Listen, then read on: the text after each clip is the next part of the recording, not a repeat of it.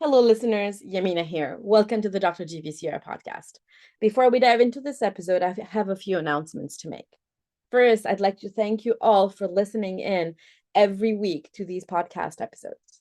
It's been 4 years since we started recording podcast episodes. Actually, February 18th marks the fourth anniversary of recording our first episode with Dr. Paul Insel. This month, we also launched the Dr. GPCR University program to provide courses and content on all aspects of GPCR research to support our community. To kick off this new initiative, we partnered with Dr. Terry Kinakin, who teaches the course Applying Pharmacology to Drug Discovery. Due to an overwhelming response and demand for this course, we have decided to bring it back later on this year, so stay tuned. To get more information about the Dr. GPCR University and what we do, please join the ecosystem for free today at drgpcr.com. What are you doing on April 22nd and 23rd this year? Join me and our GPCR colleagues for the inaugural Endocrine Metabolic GPCRs meeting taking place in Birmingham in the UK. This event will bring together scientists from both academia and industry to exchange data, technologies, and ideas in the field of GPCRs. Some key topics include the latest GPCR signaling methodologies, metabolite sensing GPCR biology, novel endocrine mediators, and GPCR activation structures. This meeting is organized by Bioscientifica and endorsed by the Society of Endocrinology. We are very grateful for Bioscientifica for having the opportunity to partner with them. I will be there in person, and we will also have a Dr. GPCR booth. So stop by the booth, say hi, and hopefully you'll enjoy the meeting as well. Mark your calendars for the next season of the Dr. GPCR Symposia. And more specifically, mark your calendar for our first event of this year on March 15th. This first symposium will cover the topic of GPCR activation and signaling. We will have talks. We will also be able to accommodate posters on Zoom using the breakout rooms. You can visit the Symposia page, which is already up with the latest speaker information to stay up to date and get to know our speakers. If you'd like to give a talk or present a poster, please email us at hello@drgpcr.com. We will not be doing poster selection. Everybody is welcome to present their poster. We have 99 breakout rooms, so we can accommodate 99 posters. And now let's dive into this episode.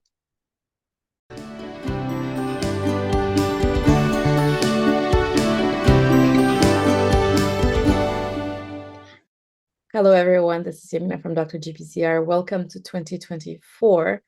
And I'm excited to start off the year with this podcast episode with our guest, Dr. Claudia Stäubert. Claudia, thank you so much for joining us. Thank you for having me and inviting me. Thank you. And you're our first this year. Very good. So very exciting. I think we are at episode 140, 43 or 44. So we've come a long way. How are you? How was your holiday break? I'm very good. I had a great relaxing holiday break with family and a very small circle of my family and my husband's family. And the kids were very excited. It's been a great Christmas and it's been really, really nice. I'm very glad. So could you please start at the beginning and introduce yourself and tell us who you are and what do you do? My name is Claudia Stäubert, and I'm working in Leipzig as a group leader at the Rudolf Schönheimer Institute of Biochemistry. And I'm working on GPCRs, like all of your guests, of course. And I'm especially interested in those that are activated by metabolites because I'm really fascinated by these connections that we actually have all this metabolism occurring all the time and eating stuff and, producing metabolites, microbiota that produce my metabolites, and that this actually is a way to communicate between cells, not just the hormones and the neurotransmitters that we've known for some time now. That's so interesting. We can talk about it in a bit. Did you always know that you wanted to be a scientist? No, I didn't know that always. When I was about 16 years old, my grandmother, she died of cancer, and that was kind of the time when I wanted to do something. I wanted to cure cancer. That was my great goal. And yeah, that's when it started. So I was about 16, and I first wanted to be a pharmacist because I thought that would be the way to go to actually, develop drugs and stuff. But then I did an internship in a pharmacy, and the the guy there, he was really nice, and he told me, if you really want to develop drugs and think about these kind of things, then maybe pharmacy is not the right study. You should rather do medicine or biochemistry. So I ended up doing biochemistry, and I'm not curing cancer, but well. Well, you might be curing something else. I mean, I think it's very important to learn more about what metabolites do on our system, and obviously through our favorite receptors, which are GPCRs. Yes, exactly. So you've done, I assume, an undergrad in biochemistry and then followed up by graduate studies also in Yes, biochemistry? yes, it was not, we did not have a bachelor master system back then. I Okay. started studying in 2000. So there was basically just the option to do biochemistry. Hmm. Uh, and I specialized in the main part of the studies in pharmaceutical chemistry.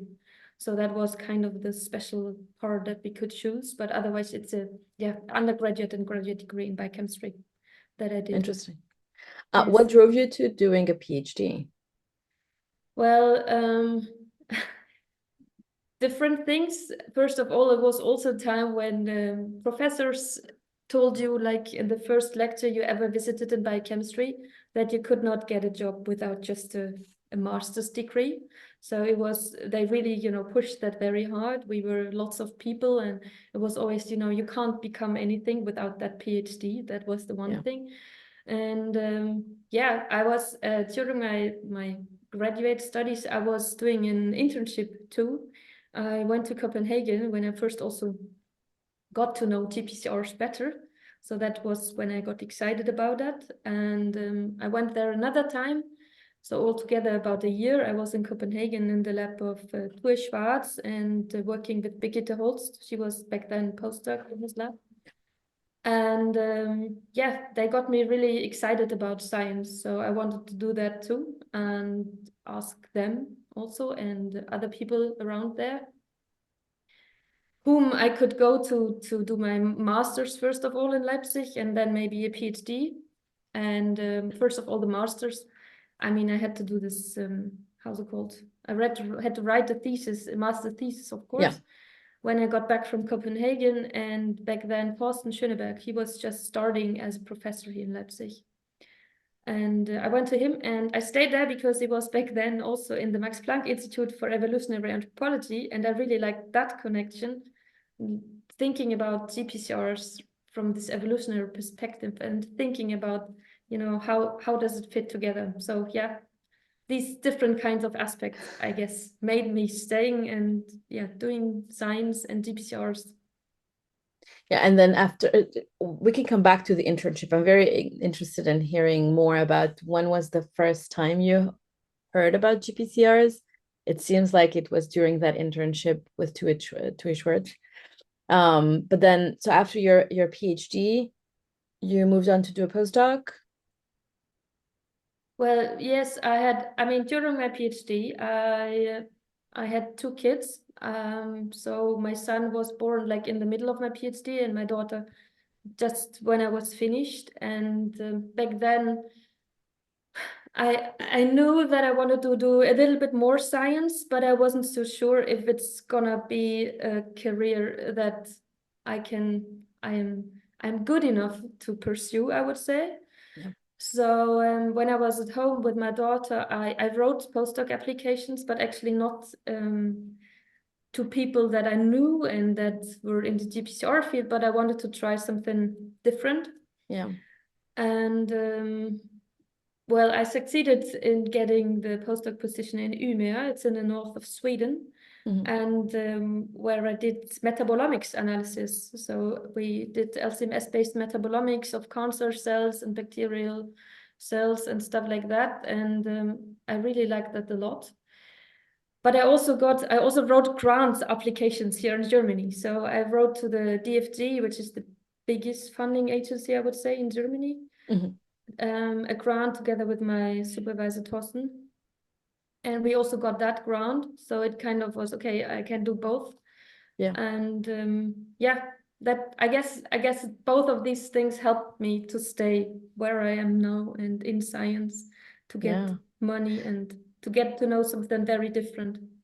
So you actually did both, Yes, correct? I kind of supervised the project from Sweden in Germany. So there was a student, not a student, a postdoc employed on that project. She was working on trace A minus receptors back then here. Yeah.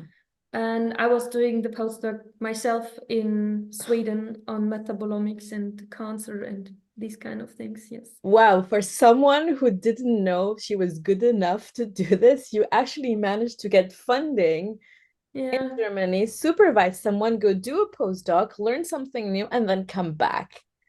I Yeah, mean, I was surprised myself that it is possible. But yeah. wow. Okay, I have tears in my eyes because you started out by saying, well, I'm not sure, I wasn't sure. Wow, that is really an amazing accomplishment. Wow. Thank you. Plus, with two kids, I mean, I have two as well, and it's such a juggling experience Well, I to have. must say, you know, what really helped was the childcare system in Sweden, because Yeah. my kids, they were 1 and 3 back then, and they Hmm. have a really affordable childcare system where you can Yeah. have your children and they are in really, really good care. I mean, Yeah. that helped, of course, a lot. And my Yeah. husband, definitely. No, I actually, you're right. You need a good support system and a good childcare system, which is not the case here in the US. It's not affordable. It's great. Well, it's great if you can afford it and if you can find the spot to have that. But I think that it helps a lot knowing that your children are well taken care of long enough in the day so that you can actually go to work, come back, and then have that balance. Yes, exactly. And that was really, really great in Sweden, I must say. And it is also not as good, but it's okay in Leipzig. I mean, it's not in every part of Germany it's good, but in Leipzig it's Mhm. okay. So we also have, you know, afternoon care of the children when we're in elementary school and stuff like that. So that Yeah. helps a lot. That's very important. And I was just going to say that it's very rare, at least here in the US, where during a PhD, people can afford to have children. Yes. It's very rare. Typically, people have kids during their postdoc or, even a little bit after, depending on when they can quote unquote afford it. I Yeah. think the affordability of childcare here in the US is it's a different spectrum. So you might have Sweden, Germany, and then the US trailing back somewhere. Yeah. All right, let's go back a little bit to that internship that you did in Tue Schwartz lab in Copenhagen. What led you to go there initially? Well, initially it was actually a coincidence that I yeah got to be there. So I went to Annette Beck-Sickinger. She was a professor, relatively new professor in Leipzig in biochemistry here. She's also working in GPCRs and PY receptors. And I asked her, I want to go somewhere for my internship because it belongs to the studies. Do you know Mhm. somebody where I could go to? And first she thought of somebody who's doing glycosylation analysis. So, but that didn't work out. And that's how I in the end landed got to be in Tue Schwarz lab, because I know this other person and he's working on GPCRs. So you can go there. So that's how it started. It was a coincidence in the end. Wow. And he's wonderful. I've met him before and he's a really nice guy. Yes. Then when did you first hear about GPCRs? Well, I assumed during my studies already. I mean, because I had lots of biochemistry lectures and we also were talking about GPCRs and GPCR signaling. Mhm. But that's not what got me started. It really was this time in Copenhagen that got me excited. And the spirit there was really, I think it was a great time. I was very young, I was 22, and Mhm. it was great. No, I love it. I love it. So you finished your postdoc in Sweden, you come back to Leipzig to have your current position and be a group leader. Yes, yes. So, and also to finish that project. So the Mhm. funding was originally for 3 years. Yeah. And we kind of made a deal, okay, you can do the postdocs for 2 years but you have to come back and, make that properly, finish that project. So that's what I did. And, but it was on trace amine receptors, and they are really, really hard to work with, I think. And I got all these metabolomics, metabolites, ideas in my head. So that's why I did not continue on the trace amine receptors, but tried to apply for different kind of funding. And it took some time before I got more funding. I got a little bit of funding from the university medical faculty here. They have kind of the startup funds. And then finally I succeeded also in getting funding, my funding, just my funding for metabolite sensing GPCRs and their role in regulating metabolism, basically. I love it. I love it. Yes. Are you going to be at the meeting? I think it's in March or April about GPCRs and metabolism. Yes, in Birmingham. Yes, Yes. We just registered. Yes, that's fantastic. I'm gonna go there. I may or may not be able to make it there, but Dr. GPCR is going to be, or is going to be, a media partner for the organizer. So very excited about that. Sounds like I'm also very excited about that meeting. It's kind of, I really do have to go there. Sounds like an interesting meeting. Yeah, it's coming from the US, it's a little bit more difficult to just fly over for a day and a half. I think it's 2 days maximum. Yes. But from when you're in Europe, it's a hop away almost. Yeah, kind of. Yeah, this is a couple of hops extra, but I hope I can make it. I would love to be able to go there. All right, so you finally got your funding and you're working on how metabolites act through GPCRs on the metabolism. Tell us a little bit more, or what can you tell us a little bit about the project that you're working on? And then I'm interested in hearing more about your favorite GPCR in this area. Yeah, so what we currently are working on most is the succinate receptor, because there's a lot of different or opposing reports about the function of succinate and about what it does through the receptor, but not only through the receptor.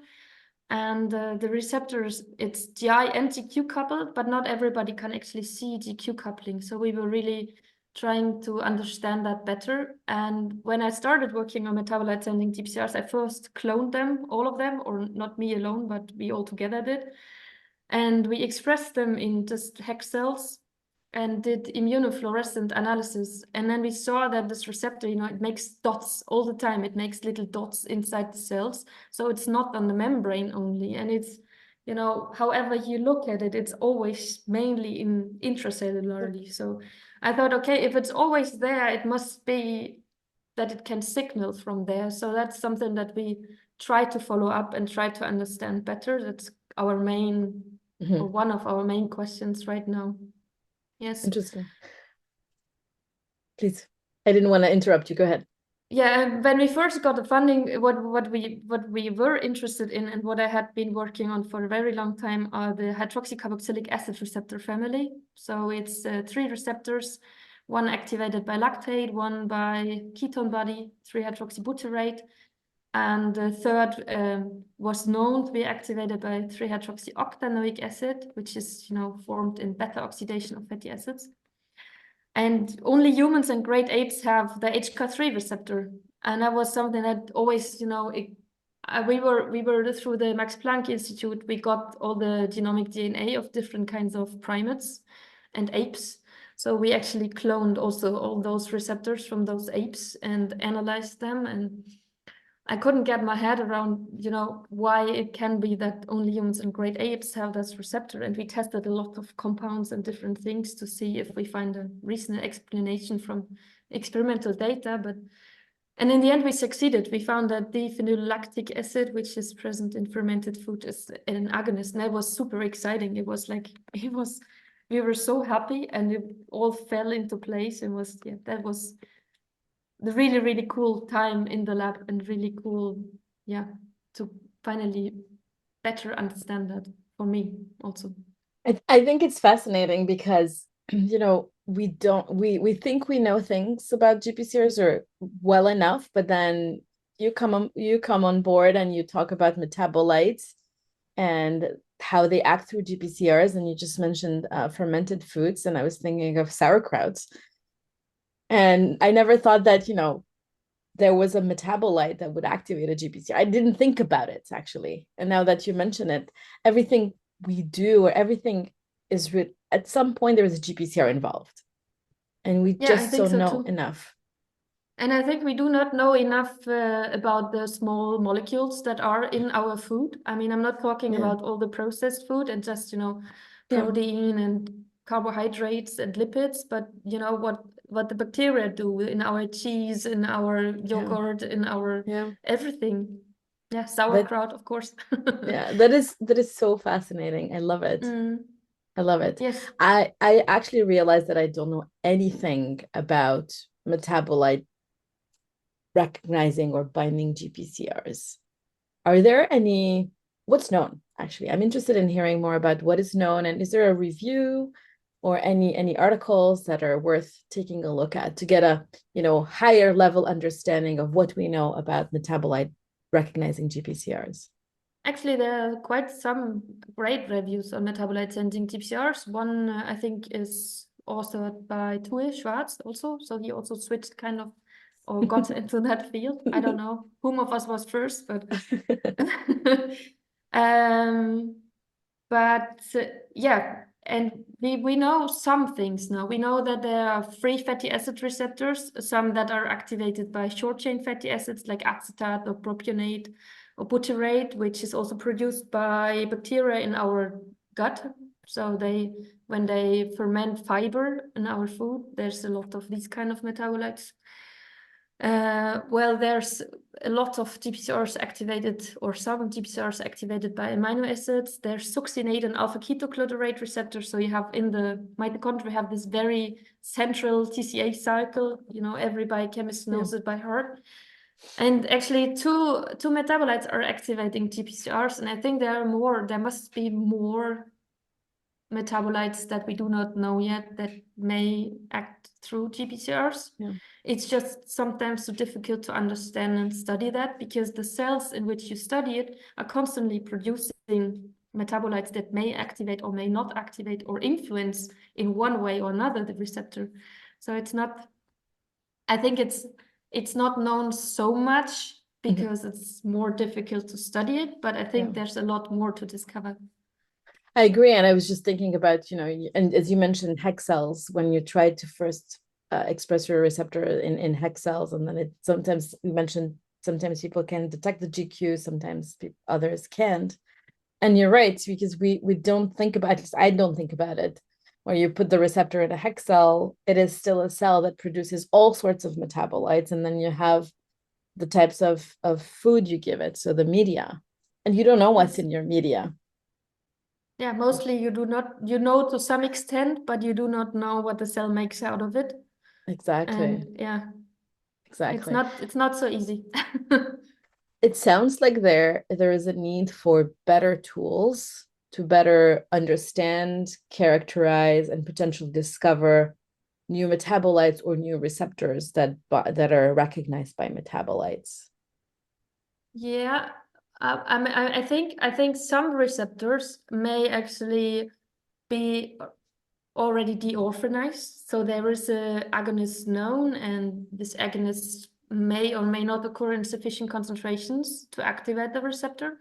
But for some GPCRs, I think there might be, yet another one that we do not know yet that could still be discovered. But I think, I mean, the big companies, or I don't know, maybe not. I have never been in a company. Maybe they are still screening for compounds, or maybe not. But I think really that in the bacterial microbiota field, there's still a lot to discover. And there we really need good analytics and good LCMS-based or GCMS-based analysis to also distinguish between the isomers, so R and D, R and S L, or L and D. yeah, I think that matters for the HK3, for example, it yeah. does matter if it's D or the L isomer. Wow. So Wow. Any other tools, or actually, if you had a magic wand, let me put it this way. Let's be creative here. If you had a magic wand and you can instantly make a tool available to actually differentiate or discover more compounds and or deorphanize GPCRs, or even identify new metabolites that bind known deorphanized GPCRs, what would that look like? The I know magic it's wand. kind of, yes, Ooh, anything, that's a anything. very, very complex question. What would I do? The magic wand. Well, yeah, I mean, if I could, just by looking, see metabolites, I think I would just be happy with the chemical structure for a start. If Yeah, I look at kind of, maybe sauerkraut or at cheese or at some older traditional food in other cultures, or if I could just see what's in there, yeah, that would be yeah, good. Just, to sort it chemically to see if there's something that hasn't been known before. And I guess, yeah, then it's trial and error. Some compounds look like they should activate the receptor, but they don't. yeah. And I don't know how to solve that. Yeah, maybe by just looking at the GPCR, see which are the important amino acids for binding and, Yeah. changing conformation, or yeah, I No, don't know. I think it makes a lot of sense. If we were, you meant we started out by talking about metabolites in general, but then you had the fermented food example. And I think having a group of fermented foods, traditionally made fermented foods without any chemical, any additives, and then being able to classify the molecules that are in each of those foods and try to match them and see which one activates a group of GPCRs would be really interesting. But I think the difficulty, as you mentioned, is what cellular system to use, because then you have the system bias as well in there. Yes. Yeah. I mean, one example is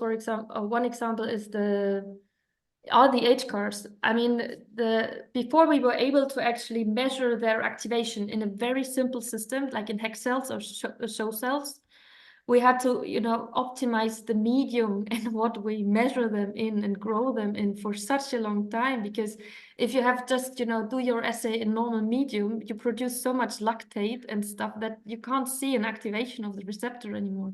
And I think, that's something that always needs to be optimized depending on which kind of metabolite you're looking at. And that makes it a bit more difficult. And I don't know how Wow. to circumvent that, because you have the cells and they metabolize. So Yeah, and then if you want to study your receptor, you have to put them in cells. If you put them in cells, you have to feed the cells, and then you have extra metabolites that you may or may not want to have in that medium. yes, Yeah. exactly. I'm trying to think about, are there any model systems that you could be using? So something more natural, something more like native cells with maybe some optimized media, anything that people typically use as tools to study these GPCRs? What we try is just to reduce as much as possible. So just using PBS with glucose or PBS with glutamine. So really for the assay itself, reduce it as much as possible, and then Yeah, try to play with the medium that we add to the cells in a way yeah, that we also influence metabolism with that. But it's never predictable what happens. So, I mean, if you think about succinate, for example, it's very central. And you think, okay, if I add glucose to the cells do glycolysis, and then they do normal TCA cycle, and yeah, everything is good. If you add glutamine, okay, they can still, do TCA cycle. They also produce succinate, but you wouldn't expect that there are big differences in succinate production, yeah. but there are. So there's a big Wow. difference in how much succinate is there, depending on what kind of fuel you have there. So yeah, I think minimizing the system or minimizing how you feed the cells is an option, and then really, yeah, mess with metabolism by inhibiting parts of it. Like, I don't know, you can inhibit TCA cycle to some extent. You can induce hypoxia and then, have more succinate. You can inhibit glycolysis, just tackle it that way. Wow, sounds like a very delicate and difficult set of projects to work on because of the systems themselves. And you need cells, but then you have to work with whatever media, or you have to play around with the media, but also with the conditions to be able to measure. Wow, it sounds like a very fascinating yet very delicate and difficult system to work with. Yeah, it's very exciting, and it's a lot of frustration too. But I guess that's always people are working in the lab, that things are not as well as they should be. No, I agree. The other question I had, and I'm not, I know not enough or not much about these GPCRs. Is there a link, a very well characterized, very well known link to specific metabolism diseases and metabolism linked to any of these GPCRs, where it's clear that it's either a mutation or it's anything directly associated, or there's hints only? No, I think there's I do have to think about it, but I think it's no direct mutation of one of those GPCRs known that causes a disease. But there are some reports that show a link between one or more of those receptors to obesity, type 2 diabetes, and these kind of things. So it does play a role in the progression of diseases. Yeah. But I'm not aware of a single mutation that causes a problem. Yeah, I would think in the case of diabetes or these types of diseases, I'm thinking the system or the type of metabolites are already different, which is in turn acting on the receptor, and then that would mediate or help the progression of the disease compared to a healthy person. So if you take a healthy person versus a non-healthy and you look at their metabolites in their gut, the receptors might be the same, but the metabolites will be different. Hence, the receptor activity will be different. Yes, and I think you even have to add one more step of complexity, because it's not only in the gut that the metabolites are different because of the disease, but also because of the different bacteria that are there. So I think this. I think that adds like a whole different or whole very, very complex entity on top of the disease. Just that you have these different patterns of metabolites. And then what's first? Is the disease first, or is the different microbiota first? I don't know if it's not like inherited disease. I was just yesterday, I was listening to a podcast on YouTube. It's called Diary of a CEO, and it's this guy who interviews various experts. And yesterday was this, I think, gastroenterologist, and the guy was mentioning that it was about fecal transplants.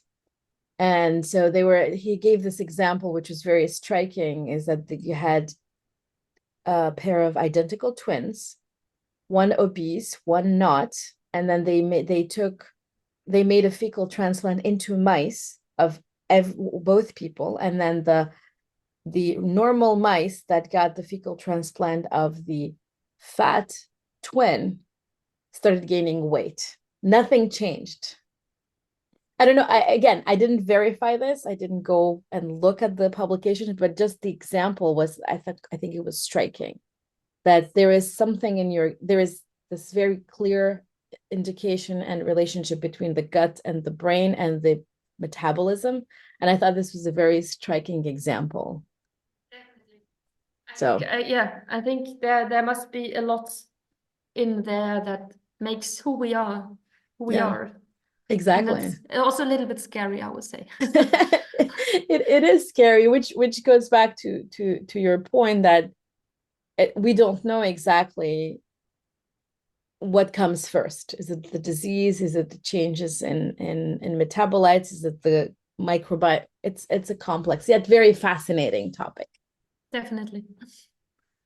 All right, then let's go into the last segment of our podcast. I'm very curious to hear about you mentioned that, well, you stayed in academia and you mentioned previously that you didn't work in a company. Did it ever, when while you were doing your studies, was there any moment where you knew that you wanted to stay in academia or you didn't want to stay in academia? How did you end up staying in academia? Well, when I applied for the postdoc positions, that was the first time when I could have, left academia, because I could have gone to AstraZeneca in Manchester. But I didn't go there because I have two kids and they were 1 and 3 back then, and childcare is not as affordable there. So that's Mhm. why I did not go or did not leave academia. And then I think, or when I have good days, I would say it's the best job ever being in academia, because you get paid for actually thinking and, thinking whatever you want, and reading and learning and teaching, and this combination of everything it's really a great privilege, I would say. So yeah, I'm glad that I'm still in academia, and that I can stay and can hopefully do some more thinking in the Really great. future. Yes. No, I love it. And I think to your point, I don't think we talk about enough about, career choices based on family situations.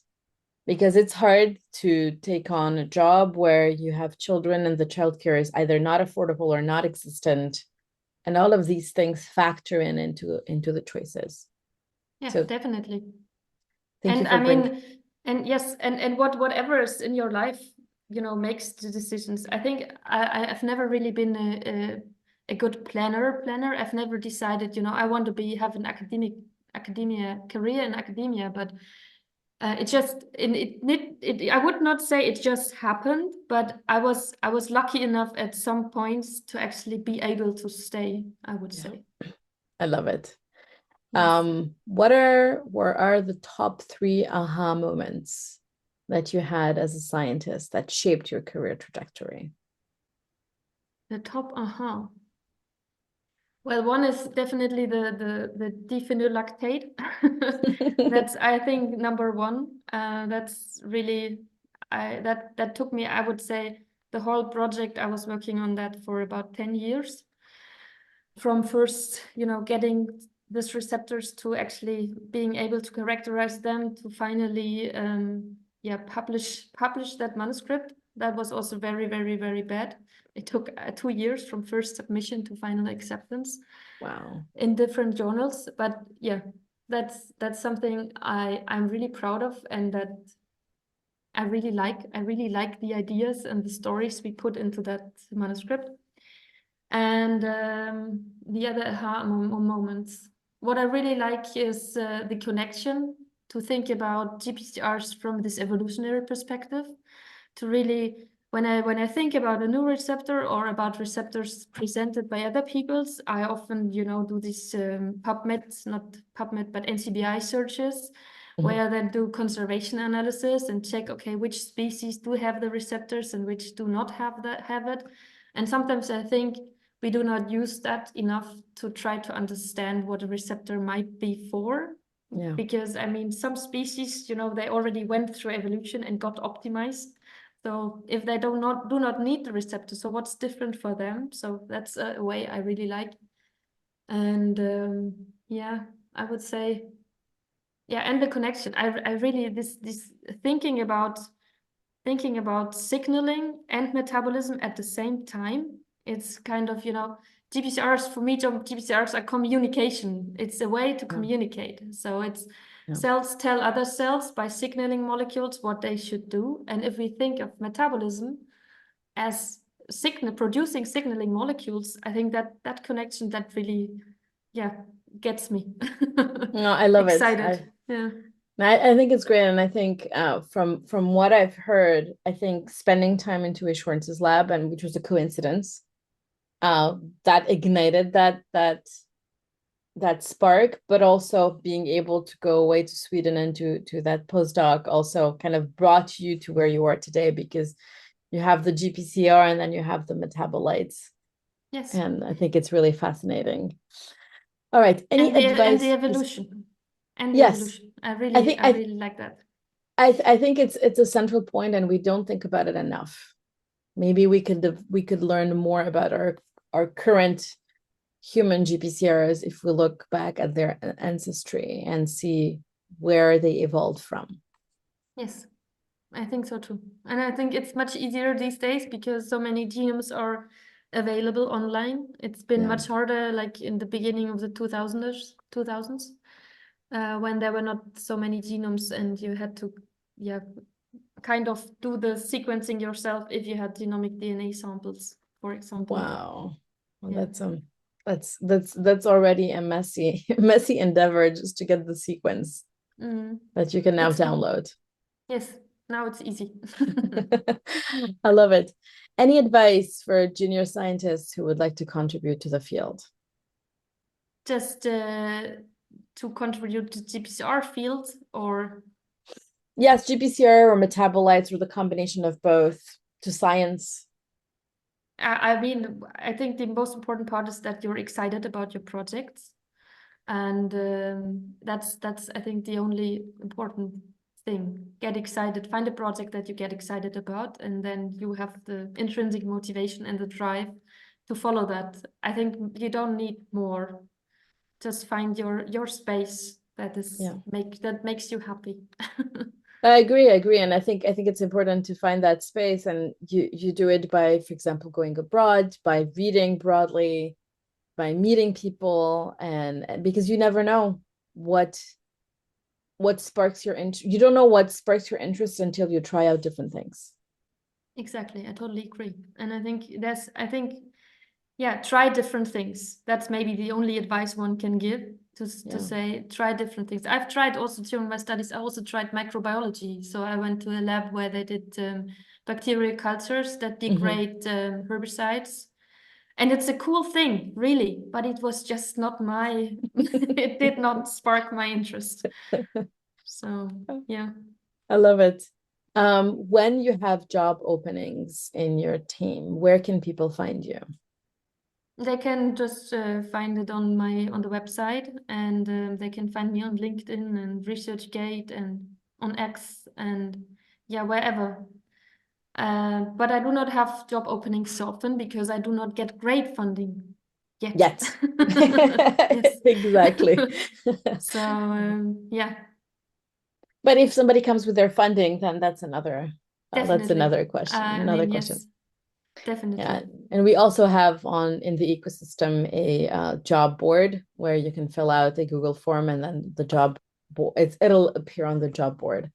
So that's I love that platform. It's great that you founded it, and it's bringing thank together you. so many great expertises and people, and it's fantastic. Thank you for Thank that. you. Thank you. I really appreciate it. We're evolving towards, well, now we started the Dr. GPCR University. So our first course is going to be with Dr. Terry Kinaken about pharmacology. It's an introduction to pharmacology and to drug discovery, which is a very exciting course. And we're trying to put in as much content as possible into the ecosystem. My dream is that when people wake up in the morning, they don't go on Facebook, Twitter, or X, whatever. They go to the ecosystem and see, okay, what happened in the GPCR field since I went to sleep in the past 8 hours. That's my dream. That's what I would like to get to. And we haven't gotten a chance to or not to expect. We have the possibility in the ecosystem. People haven't been using it that much, but we have groups, forums. I would love it if people, once they check their news in the ecosystem in the morning, if they have a question or they're looking for a collaborator or they're looking for a protocol, they would go into the ecosystem, post it on the board, and say, hey, this is what I'm looking for. And then have these exchanges in there instead of, limiting themselves. I feel like when I was a student, it was very difficult to get answers to my questions beyond my little circle. So it was my lab, maybe a couple of other labs that we collaborated with, and it wasn't as expanded. So I'm hoping that with the ecosystem, we can get to a point where you can ask anyone who works on GPCRs. Maybe somebody, put together a really cool media to study metabolites, and you don't know it, but then it's in the ecosystem. They're in the ecosystem, and you can ask them. It's a fantastic dream. and I hope it comes true. I It hope would so make too. the life of a lot of young researchers in GPCR field much easier, definitely. Yeah, yeah. I've heard horror stories. One last thing, I've heard a horror story where someone was doing a postdoc in a lab, and for 2 years they were trying to get this project going until one day another person in the same lab passes by and says, "Oh, that that doesn't work. Somebody tried it for 5 years." Uh, And you're like, "Oh, would have been nice to know this from the get-go, to at least know it, and then maybe come up with a different idea or come up with a different project." So that's exactly what I'd like to absolutely avoid and help Definitely, people get through because that. it frustrates people and makes bright people leave science if they work for 5 years on a project that somebody else has been working for 5 years unsuccessfully. Exactly, exactly. And we want to better understand GPCR biology, and I hope the ecosystem is a central piece of meeting for people across the world. Yeah, I really think it's on a good way. Thank you. Thank you. Claudia, thank you so much. I really had fun. Thank you for having me. And I'm gonna stop recording. Don't go anywhere. We're gonna let people wonder what we're talking about after we stop recording. All right, thank you. Can I ask you for a favor? Please subscribe to our YouTube channel. Many of you come back and watch our videos, but aren't subscribed. Having more subscribers will help us get you more content. Also, mark your calendars and join us in person for the inaugural Endocrine Metabolic GPCRs meeting taking place in Birmingham in the UK between April 22nd and 23rd. Thank you for joining us and listening to this Dr. GPCR podcast episode. We would like to thank our guests, our team members, Attila, Ines, Montserrat, Ivana, Andreina, and Balin. If you like our podcast, leave us a 5-star review on Apple Podcast. You can also leave us a testimonial at drgpcr.com/testimonials and subscribe to our monthly newsletter today. Another way to support us is to share your favorite Dr. GPCR program with your colleagues and network. With any questions or suggestions, email us at hello@drgpcr.com. And until next time, stay safe.